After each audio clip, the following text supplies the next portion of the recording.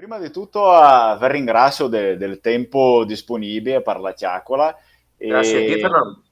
già che sappiamo che questa intervista la sarà di fatto un smisciotto tra la mitologia e l'archeologia, tutte le do legate all'universo veneto, anche legale all'universo europeo, no? A me Sì. piaceria presentarvi in modo chiaro. Aurelio, la scala marchesana, è amico mio che lo conosceste prima sui social e dopo anche da persona, che zero là in Tel Veneto.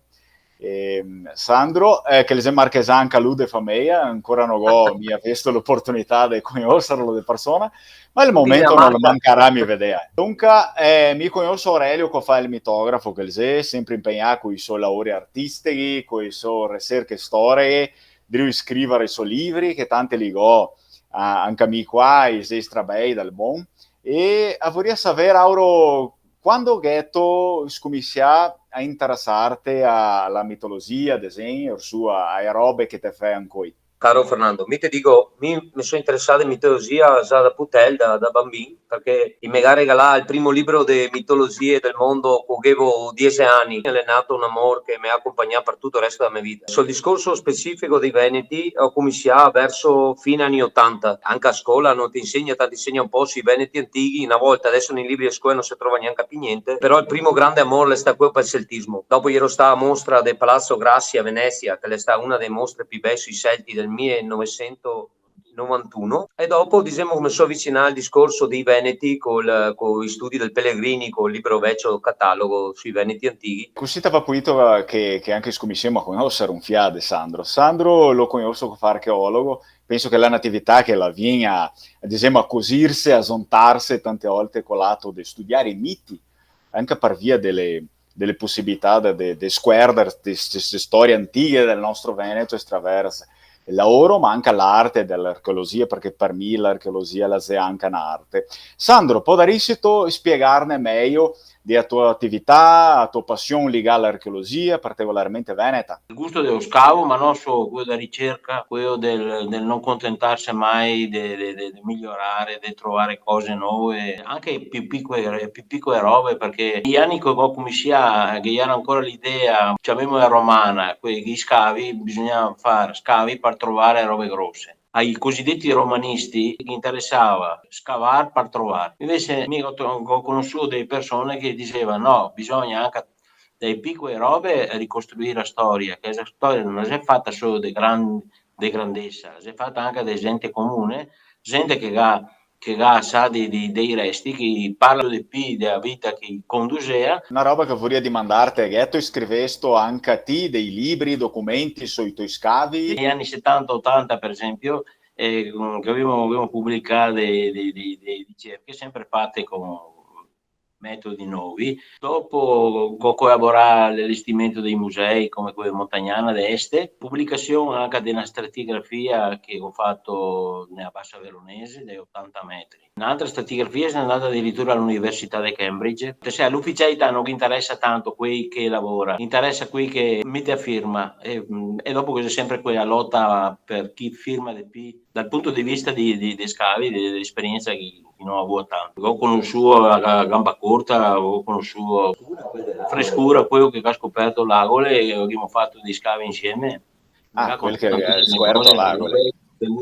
Auro, adesso ti una domanda che non posso mia sar da fare alla Lasè. Perché che tu scominci a scriverli? Cosa serito o meglio, cosa si tu driu cercare di mostrarne col tuo lavoro, specificamente tue storie raccontai su sti libri? Mi che ho cominciato a scrivere piccoli racconti da boccia, che dopo però ovviamente le racconti le bocce, basandomi sui racconti del mio nonno, Tony Marchesan, con il Salvanel, il Massariol, l'Homo Salvarec, le divinità, diciamo, di un passato, perché ogni altri nell'Alto Veneto, dove abito mi, nell'alta pianura, vicino al Monte Grappa e diciamo, l'altipiano di Asiago, queste montagne qua, e dopo i Dolomiti, si è conservato tante leggende che ha un gusto celtico, ma anche germanico, perché ogni altri che abbiamo avuto un dominio lungo per secoli, dei Goti, Longobardi, una forte raiz germanica oltre che veneta. È il primo esperimento che l'avevo scritto nel 1996, l'avevo scritto appena ho l'originale a casa, sta il canto dei draghi, che ti ben te conosci che è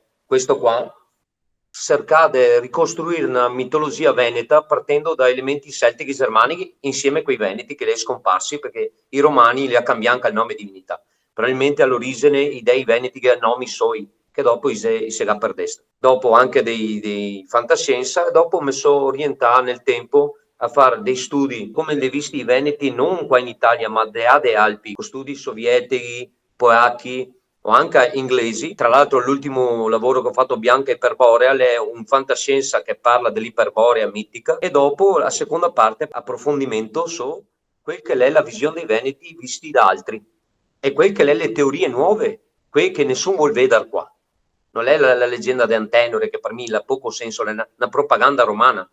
Mi interessa il discorso dei veneti vignesti dei territori asiatici o dei territori nord. E dopo l'ho ricevuto in mano quel del 93, che era il canto dell'inverno strigato, che l'avevo finito da poco, zontando dei racconti che somiglia un po' a quei dei Vedeghi dell'India, ricciappando in mano il discorso di Indo-Ari, delle popolazioni indoeuropee. Veneti essendo indoeuropei, quindi si parla di popoli prettamente europei, no? Dei popoli mediterranei o di altra natura. Potresti spiegarmi o spiegarne un fiasetto perché che la leggenda di Antenor, la se romana, potresti spiegare perché forse il pubblico non lo sa mia. Partendo dall'Ilia dell'Odissea, dove i Veneti erano già cittadi, che ne è sto riferimento ad Antenore. Il racconto si rifà all'Anatolia, ma nessuno, neanche i greci, sapeva dove veramente fosse Troia. È un racconto di importazione. Il fatto è che dopo Virgilio ha scritto l'Eneide, che ha creato le sta lui a dare questa origine e le sta propagandando questo racconto dei romani, dei storici romani, mia prima, come tanti altri dice, che fosse un racconto propagandistico per creare un legame importante tra romani e un popolo più antico che era i Veneti, perché i Veneti che sono una civiltà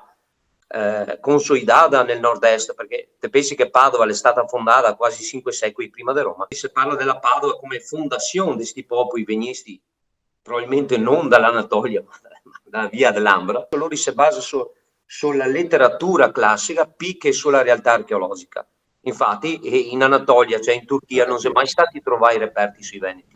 No. I reperti dei Veneti ti trovi dall'Adriatico andando a nord. Baltico, sì. La nobiltà dell'indoeuropeo veniva da nord. Dopo, con l'espansione romana, si ha unito popoli di altre nazionalità perché deve creare una cultura, una civiltà cosmopolita, e anche l'esercito, gli elementi li prendeva da fuori, là che le arriva l'elemento levantin o l'elemento di altra natura. Vorrei sapere, Sandro, cosa hai toccato di interessante sul discorso dei Veneti, Celti, in te anni del lavoro? Per me è tutto importante, guarda. Anche il picco e tocco, se il picco e tocco te lo trovi su una zona che non te pensavi mai e te dice storia, è più importante che magari una coena di oro trovare magari su un contesto come este, come che a Tumba de Nerca.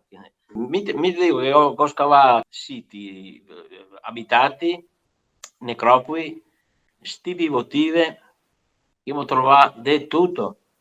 Ho scavato morti, cremai, inumai, guarda, casette di tipo retico, di tipo alpino, chiamiamole, di celtico, ho scavato tombe celtiche che trovai a Montebello Vicentino, che è un punto di riferimento importante. Si può dire un po', era invece case a schiera dei primitivi, che faceva sotterrazzi e rinforzai con dei muretti, trovai anche queste tombe dei guerrieri. Per esempio a Montebello abbiamo trovato alcune tombe, mi ricordo che ho fatto anche i disegni, con queste spade di ferro lunghe, perché è il discorso che quando diventa maestri cavalieri i celti, che spade lunghe per offendere la distante. E ora c'è anche tutto questo studio tipologico delle spade, più ese corte, più ese antiche, più ese lunghe, più ese recenti, e indica che ese i cavalli.